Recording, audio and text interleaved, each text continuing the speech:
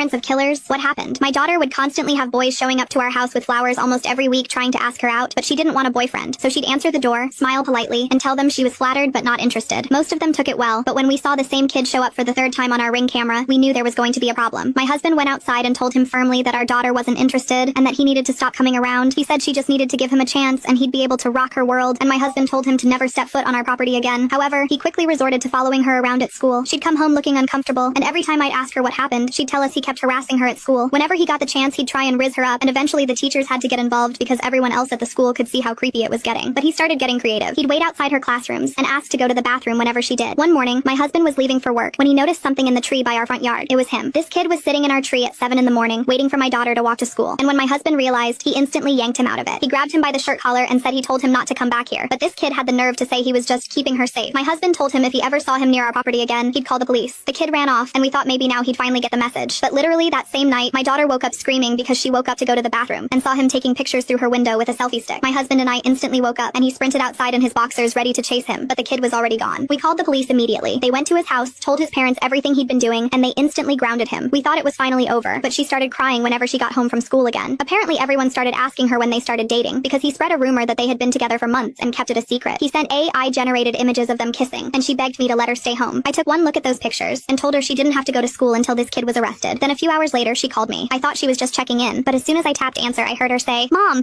please come home, Mom. I'm so scared I don't know what to do." She was crying her eyes out and could barely form a sentence. "Baby, what happened?" But when I got home and saw the police there, I knew it was bad. Apparently, since everyone was convinced they were dating, he thought You can now check part 2 by pressing share then more.